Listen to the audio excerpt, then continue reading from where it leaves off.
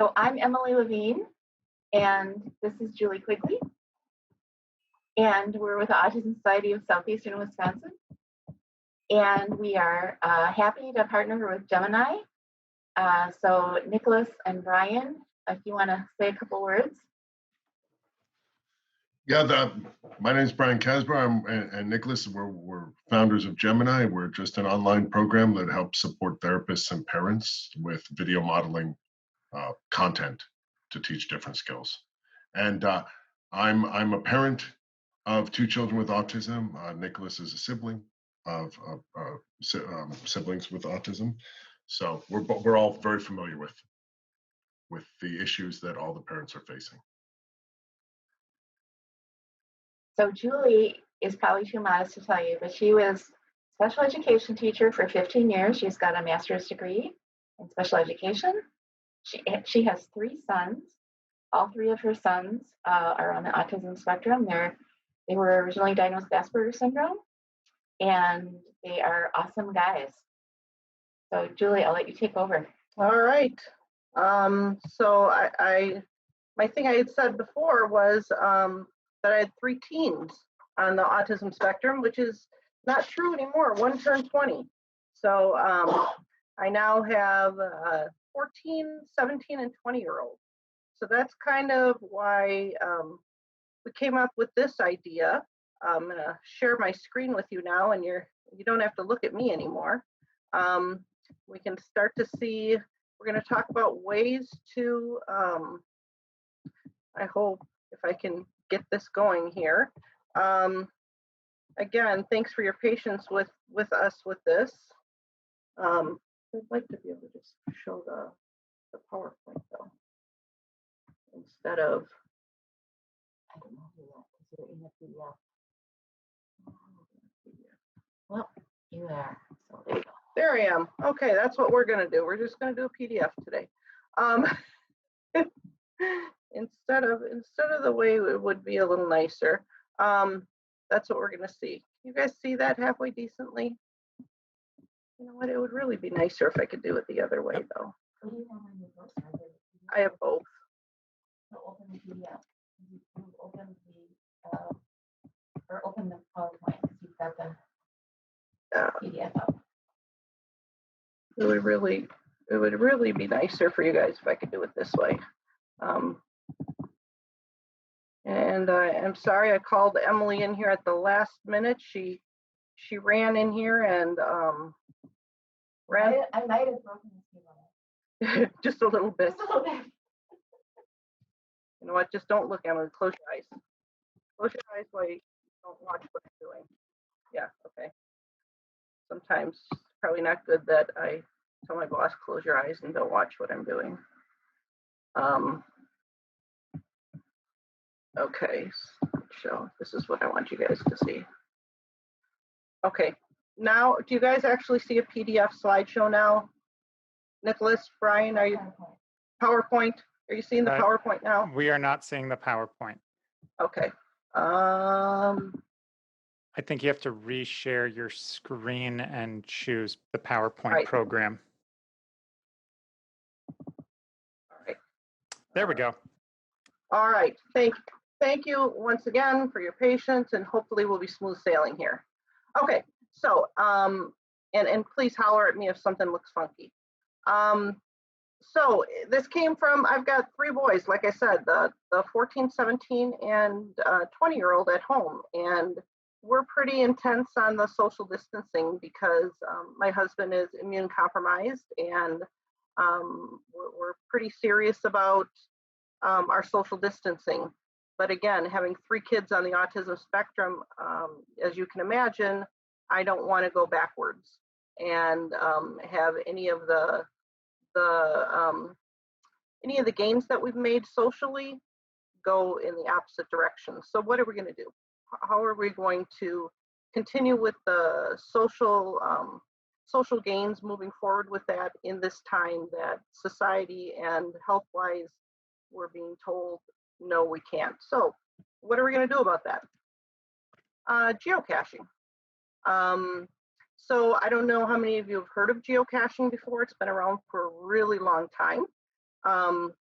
And but it is, it's a real world outdoor treasure hunting game using a GPS enabled device. So basically, use your phone, or you can buy a special device, a special GPS handheld device. Real fancy ones you can get, or a really basic one. Participants navigate to a specific set of GPS coordinates and then attempt to find the geocache or container hidden at that location. So I hadn't done this for a while, but it's something that I did when the kids were younger. It's something that you can go just about anywhere to go and try to find this. A lot of open spaces, going in a park and try to find this.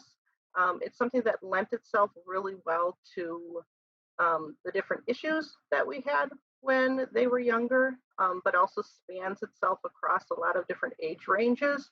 I would say this is something you can do when the kids are young, well into adulthood. I enjoy it. And so I hadn't done it in a while. So this morning, told the kids, all right, who's going to go look and go geocaching with me? And actually, it wasn't like pulling teeth to get a couple of them to go. So my 14 and 20-year-old said, yeah, we'll go. So I went and on my phone, just went into the app store and downloaded one of the apps that was free, looked easy, had a pretty good rating for it, and headed to a park that I liked. It's a small park, just a small little hiking trail that we've been to lately. Just had a gut feeling that there would be a geocache there, or a cache for us to find, and there was. So we went into the parking lot and I looked at the app and found that there were 2 of them there at that park. And we just put it in and started heading in the direction that we saw that one of the caches was, and just continued to walk and follow the point on the phone. And we ended up finding it within just a couple minutes. And it'll tell you too what the difficulty level is as you get a little better at this, and if you want to challenge yourself a little bit more. And in the end, it was just very similar to what it looks like on the picture, just hidden underneath a couple, in between some rocks and just under a couple little pieces of wood. And it was a container that was kind of covered in tape. And inside the container, which is pretty typical, was a notebook and pencil. So inside there, you write your name or initials and the date. And this one, there were probably 3 within the past week that people had signed that had found the same one. And then what's pretty typical is you leave a little trinket, like think a McDonald's toy or smaller. And sometimes you'll find like a quarter. Someone will leave a quarter, something like of that size. You leave something and you take something. But you don't have to. Quite honestly, we didn't leave or take anything, but we signed our names and then just go on your way. So it's just kind of fun. It's a little treasure hunt, but it'll explain to you a little bit further what this is. I put a couple websites on there, and it's a worldwide thing that you can do, and people travel the world looking for these things. There's blogs that you can follow, but again, I think it's really relevant for any age. It'll get you out in get you out in nature, and it's something that that you can do while you're social distancing. Adults can go and talk to other people about it. Hey, did you find this geocache? Is a really cool one at this park. There's a couple actually in our neighborhood. There's one on our dog walking trail. So I'm sure we'll have to check that one out in the next couple days, but we hadn't done it in a really, really long time. And the kids were like, wait a second, I remember doing that. And all you need is a phone, and it's really simple to do. So I'm kind of excited myself about renewing that interest for us, because you can do it anywhere you are. Legos. There's so many different things you can do with Legos. My kids are so into competition with each other, most of the time in a negative way. So let's make it positive.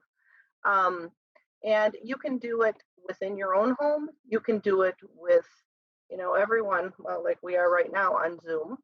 But there's so many different Zoom competitions, or just for fun. So build a bridge and hold a competition either within with your family members or friends over Zoom, and whose bridge can hold like the most cans of soup. And the winner just gets bragging rights to say that you're in our house, the Quigley family wins over the Jones family, or we win, the Wisconsin family wins over the California family. And design it, and you can make it as sophisticated as you want to make it, but it really is something that can be adaptable for multiple levels of abilities. And it's just a time to get those Legos out that you probably have and are thinking of donating. It also can be used with Connects. It also can be used with blocks. It also could be used with maybe you're like in my house and you're drinking too much soda. It could be used with soda cans. It could be used with sticks.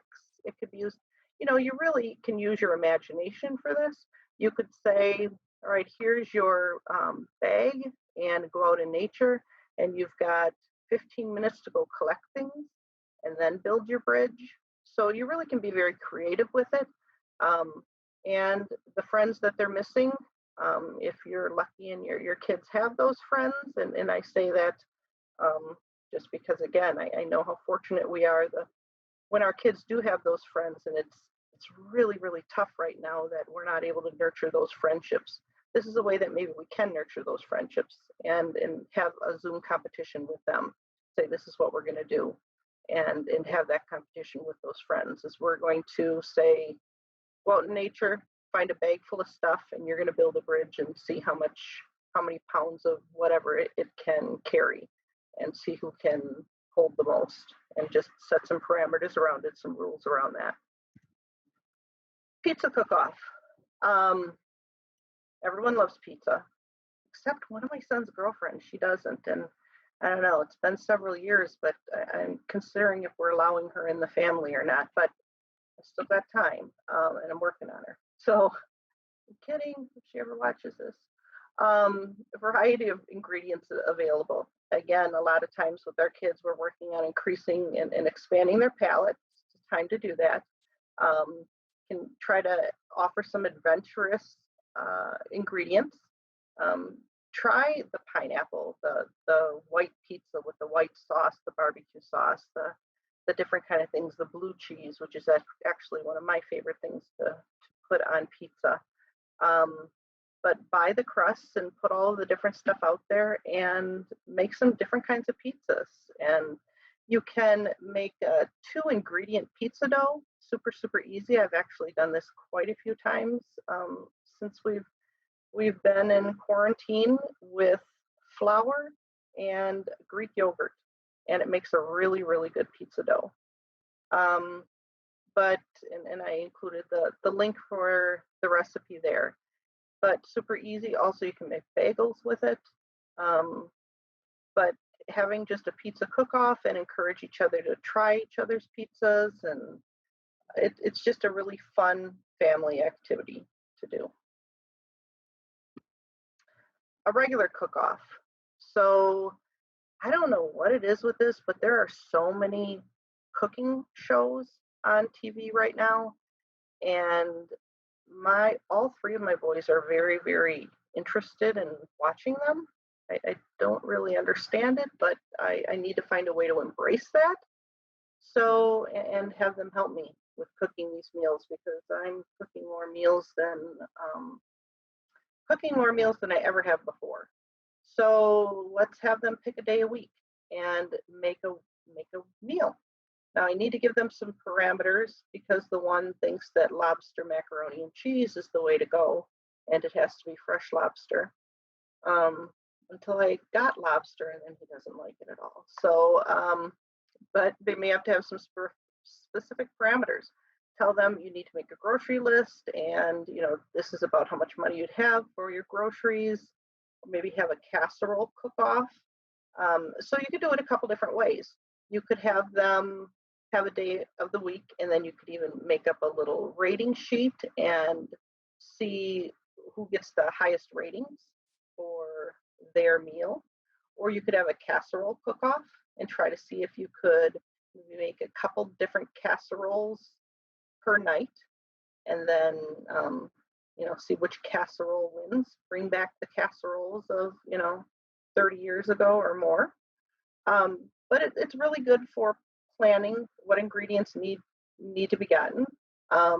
Maybe you are having people go out shopping or not. Maybe you're doing the click and pick up, and that's something really good for people to get used to doing too. But there's a lot to be learned within this, as far as the prepping stuff in the kitchen, as far as the measuring, as far as the planning of the ingredients, if there's different kinds of dietary needs within the family, working around that. But again, just working around the different palettes. Wouldn't it be nice if it wasn't always, the main cook in the house who has to figure out what kind of food that you're going to make that night, and it's not just as easy as, I think this is what I want to have. Instead, okay, what will people actually eat? So sharing some of that, but you might get some very interesting things with presenting this idea of a cook-off, and might have some new meal ideas to add to your rotation. Same kind of idea, but maybe a little more fun. Cookie cook-off. And that one, though, you could do more within the same day, maybe signing up for shifts in the kitchen, because I would probably try to make that one the same day, or maybe over the course of 2 days if you have a larger family. You could form teams. Again, if you're looking more for that teamwork, trying to work together, I think I would form teams in my family, just because I'm trying to encourage that teamwork whenever I can. And maybe tell them that you're looking for creative recipes. Those taking those typical recipes and just putting their own little twist on it, or again, whatever, you make up the rules.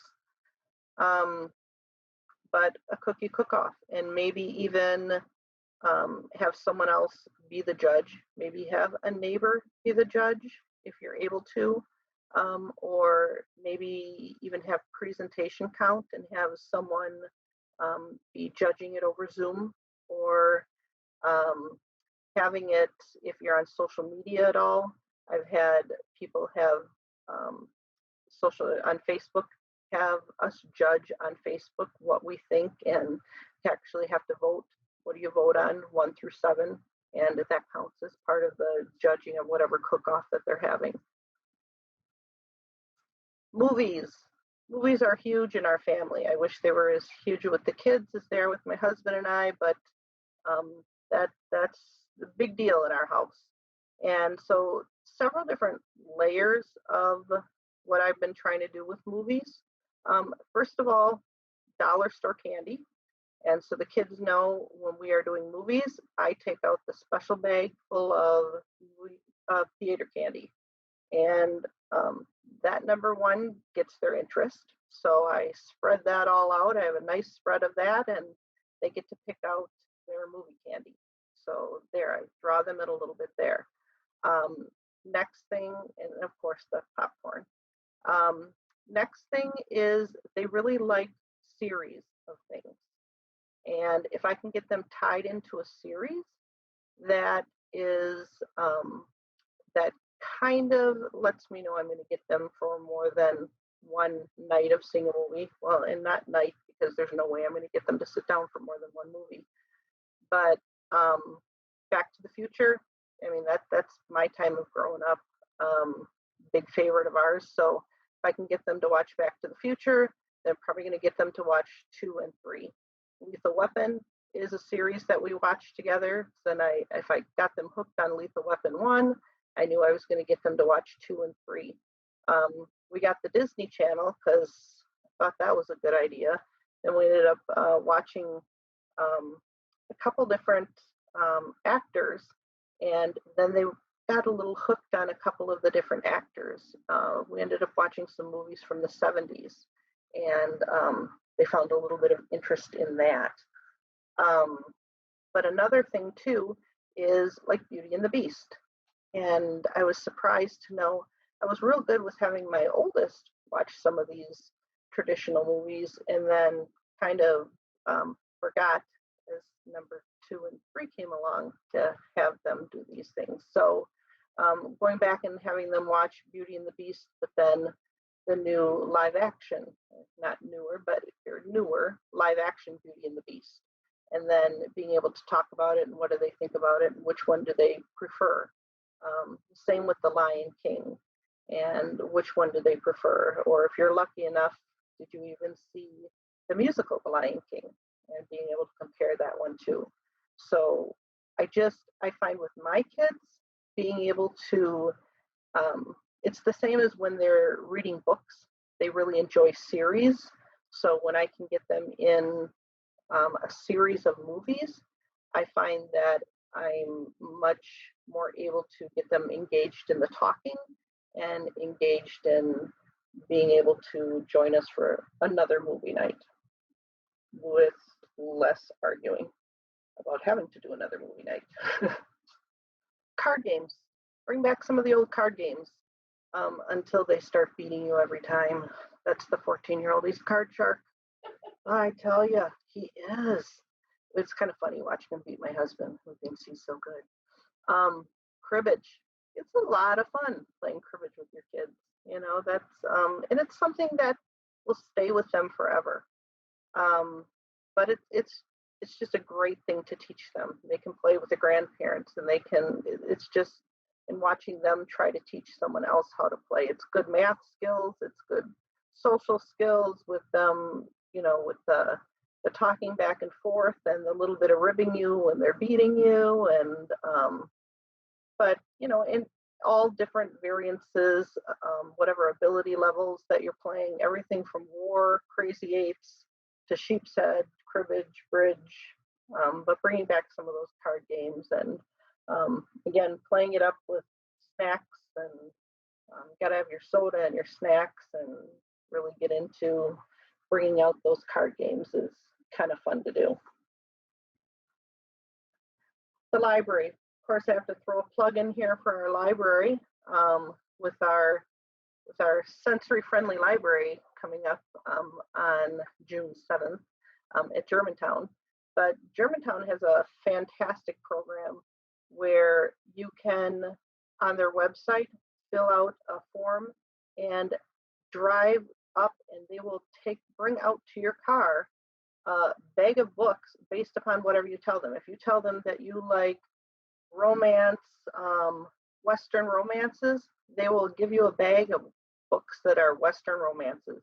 If you tell them that you want teen sci-fi and you'd like a craft in there too, they will give you a teen craft and sci-fi books and bring it out to your car. So I just think that's fantastic. But don't forget that libraries are opening up with social distancing, and as a family, act out the book. So, and you can even use like the old, you know, the young books from growing up, and use it as, you could do charades, but include using books as your base for it. But you could also do charades and just have them act out any book they want, or any kind of, they could just be reading a book. It'd be really nice, I know, if they're reading a book, but just have them act out some type of thing, and can you guess what that book was about? And again, it's just a way to get them engaged in talking about a book that they're reading. So we want to encourage them to continue reading, especially since they're not in school. And of course, remembering that it's an excuse for us to read too. Doesn't really matter what you're reading, but when they see us reading, that's them saying it's okay to read and it's a good thing to read. So even having a family time of, you know what, we're going to all read now for a few minutes, or books on tape, books on CD, doing that as a family too. We tried one for a while. We're going to do a half hour a day of all sitting down and listening to one. I'm going to go back to trying that again. I don't think we picked a really good one to start with. It just had a slow start, but we enjoy those a lot in the car when we go on car trips. So that's another thing, getting the teens involved, and again, really any age, but listening to that book together, because it's something to really engage everyone in a conversation about it after you listen to your half hour. Do good surprise. We all can use more of this. Work on a potted flower arrangement together, and just to put in your yard, to give to your neighbor, to give to someone that you're just not able to see very much right now, making some cards and mailing them out. Chalk drawings. I go out and walk every morning and I see the many chalk drawings that are out there. I know a lot of you have seen them on social media, the beautiful drawings. Mine would never make it on those beautiful social media things, but you know, you can draw anything and put it on your driveway because the rain will wash it away. But painted rocks, and I've seen some actually out on walks too. So grab some nice flat rocks and paint some with some inspirational sayings, or draw some inspirational sayings on them, and people dropping them off around town. Or pick up trash in the neighborhood. I used to do this when I was teaching. I would give the kids each a bag and a pair of gloves. The custodians absolutely loved me.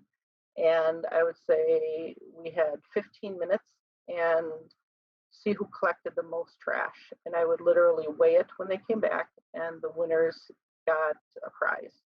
So you could do it within your family, you know, when you're out on a walk, and see who collects the most trash, and the winner doesn't have to do dishes, or the winner can get out of some kind of a chore, or you know, make it a contest, and it's helping the neighborhood, and it's doing something good for the neighborhood. So take a hike, you know, go on a hike and see how much trash you guys can pick up, and make sure you're being responsible with your gloves and all of that type of stuff. Or if you can go to the dollar store if you are going out and doing those things, or Amazon, which is a lot of us are ordering stuff on Amazon. Get those pincher things where you don't even need to touch the trash yourself. The Wii, dig out your Wii, and the Wii has some fantastic games that that we can play on. Just Dance, a lot of fun to be using. Mario Kart, I lose every single time on the Mario Kart. Wii Sports, bowling is a big favorite in our family. And a couple of my kids were on bowling leagues, and those got canceled. So we'll have bowling competitions, and I feel like they're almost doing sports, kind of being a little bit active. Boxing, golf, really lends itself to a lot of these different things. But we'll actually have a night where we'll say we'll do Wii for a little bit, and it'll get the family engaged with each other for a little bit of time. So that's something that we'll enjoy. You don't know Jack. This can be a little bit sassy at times, but it's available for different game systems and can be a lot of fun. Can also be very loud if you have people in your family like mine. But let me tell you, if I say we'll play You Don't Know Jack, I don't need to ask twice. And we all take our phones, and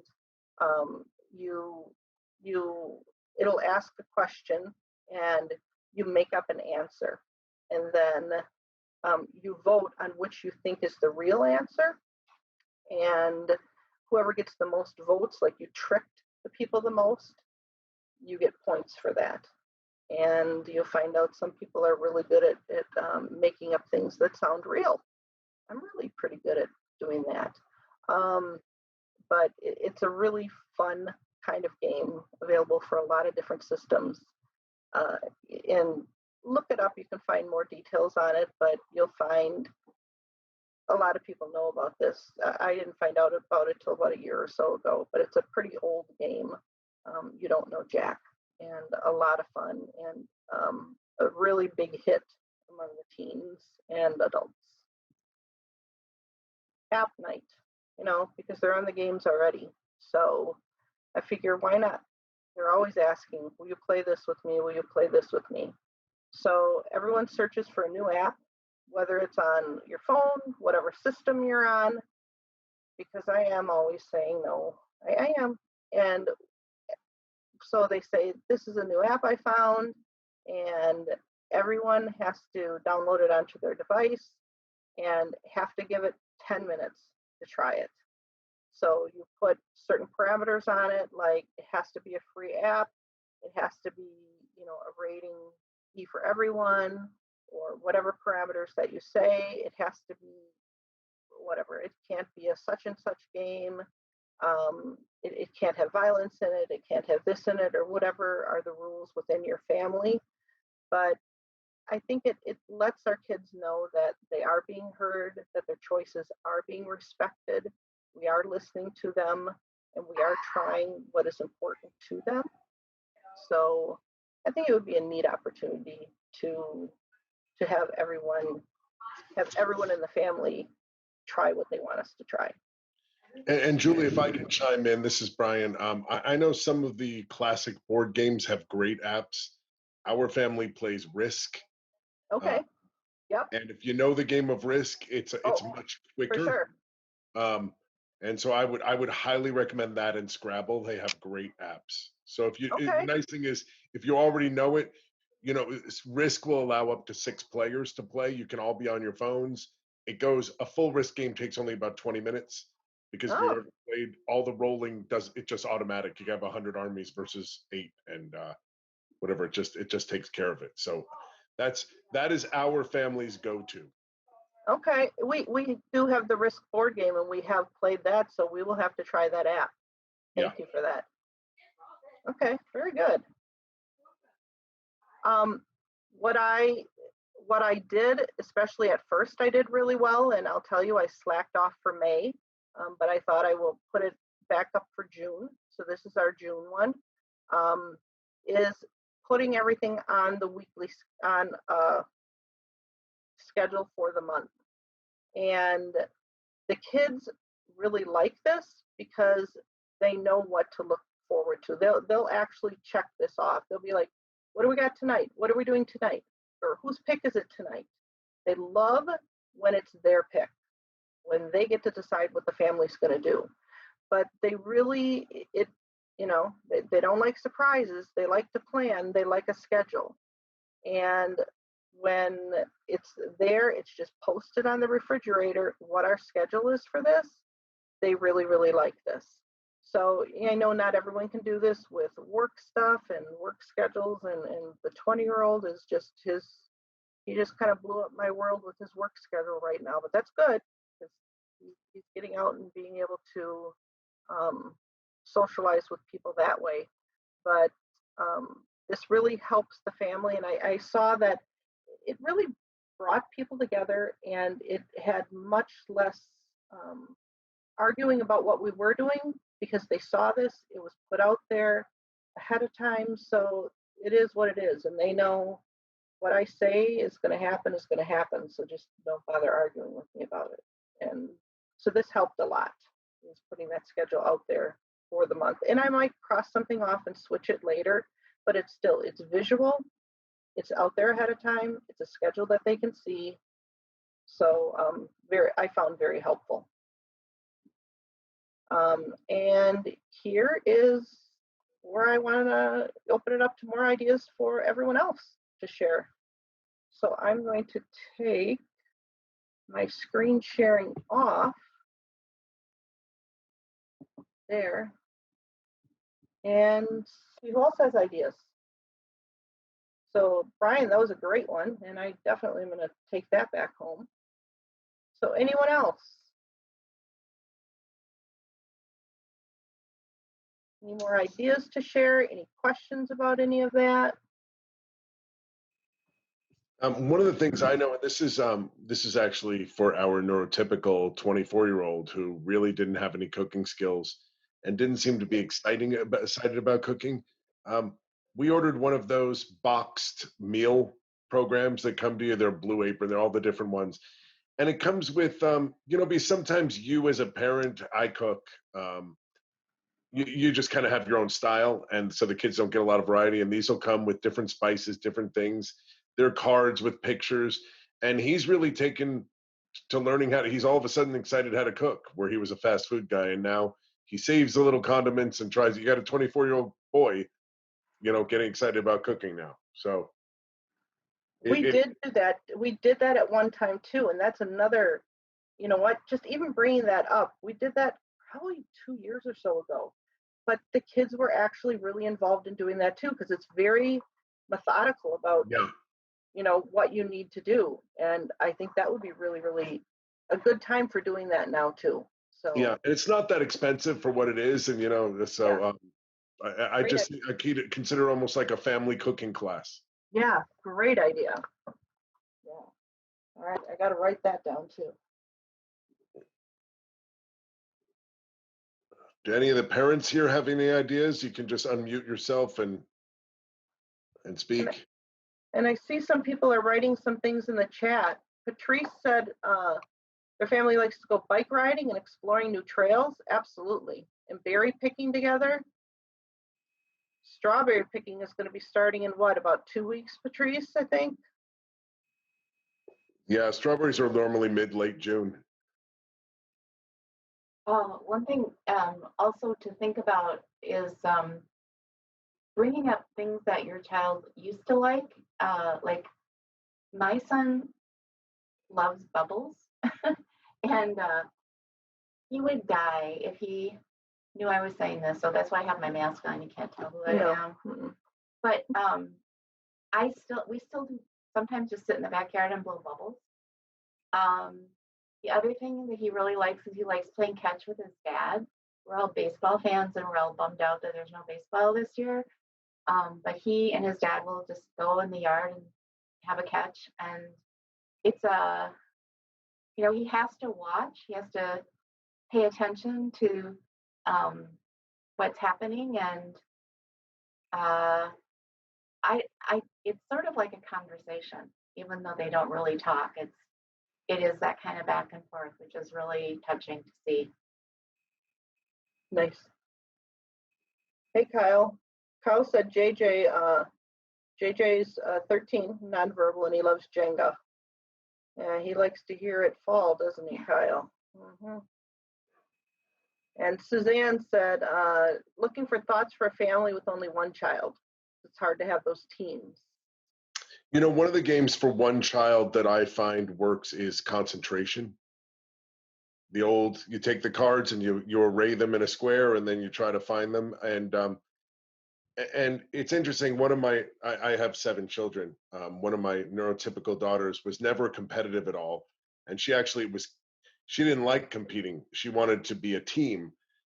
She always said, "What can we do that's cooperative?" And one of the things we did is we took concentration, and as a team, making turns, tried to see how few turns we could solve the whole thing. So we were working together to get, like, in 13 turns, we were able to clear it. And that seemed to be very cooperative and very fun. And I think if you go back to all of these old school things, just checkers and Risk and all the things that we used to do when we didn't have internet, they can really solve some problems and get some time going.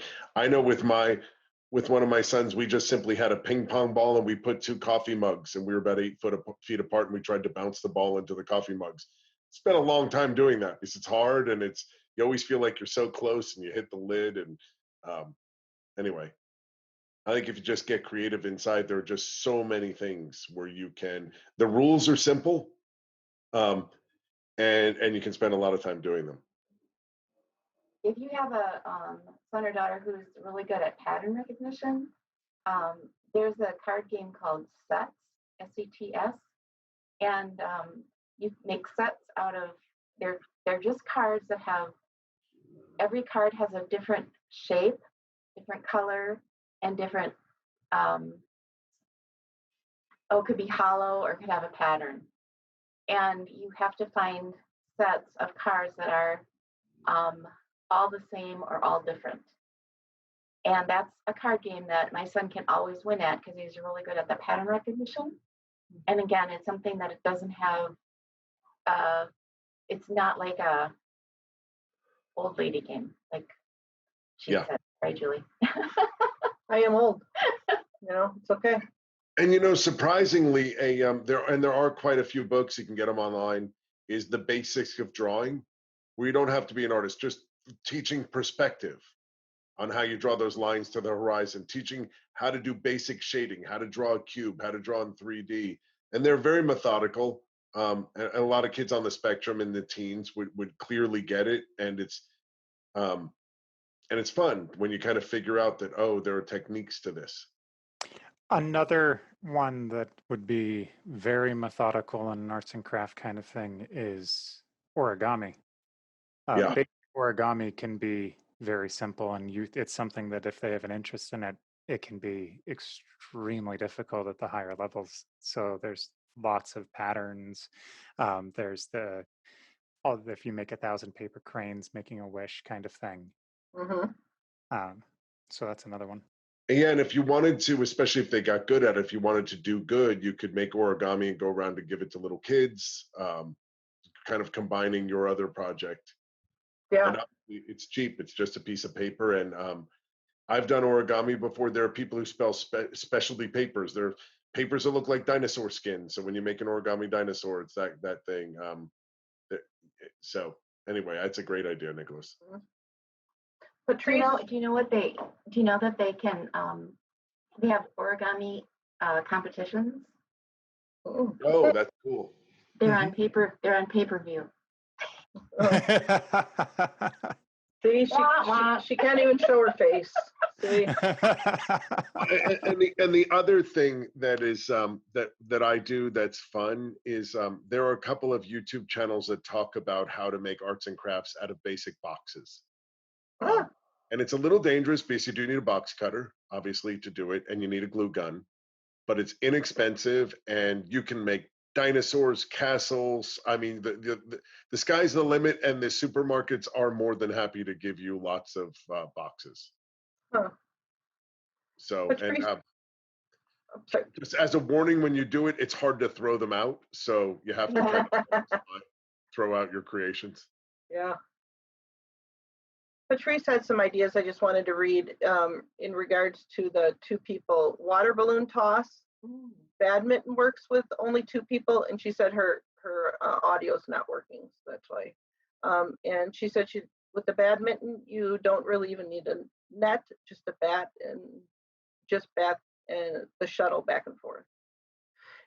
That as far as not having, just having the one child, that's why the Zoom things and the cake decorating too is what a couple of these ideas I've seen families use and do and share over Facebook and have these contests over Facebook with different families.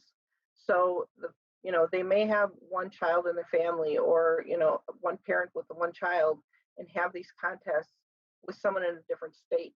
And then the families are asking for people to judge them. All right, what do people think about, this cake versus this cake versus this cake? And I've been in many cake judging competitions with them doing that. So it's just the one home versus the other home. So some of these you can do like that. So your home is your team.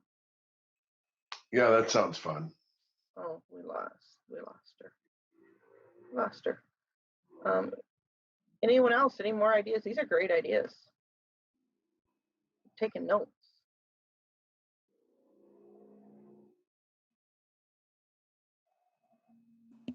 One thing, and I don't know,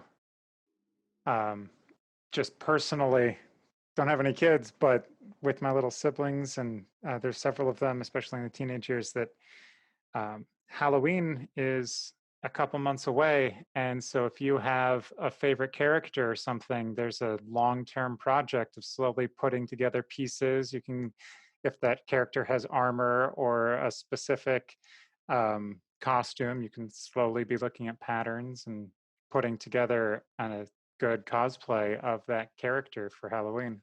What a great idea. Instead of the scramble, like the 2 days before. Months to prepare, and then they can get excited for it. Yes, absolutely. All right.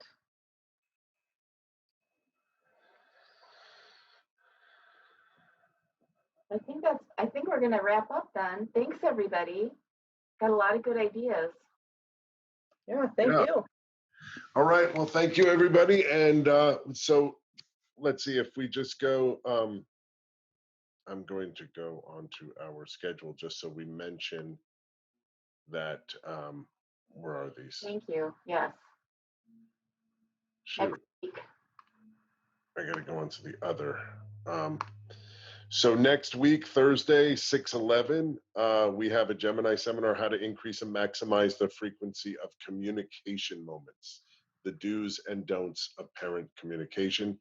That will be presented by the head of content for Gemini. She is a parent of 2 teens on the spectrum, and she is a 13 years in special education. So she's got some in the trenches knowledge of how to do that. And that will be at 8 p.m.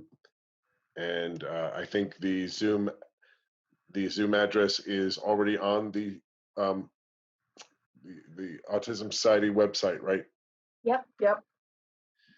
Okay. Facebook events. Perfect. Well, thank you, everybody. This was great. Lots of great ideas. I'll use some myself. All right. Yeah. Thanks, Me too. everybody. Thanks. All right. Thank you. Thank you. Bye-bye. Bye.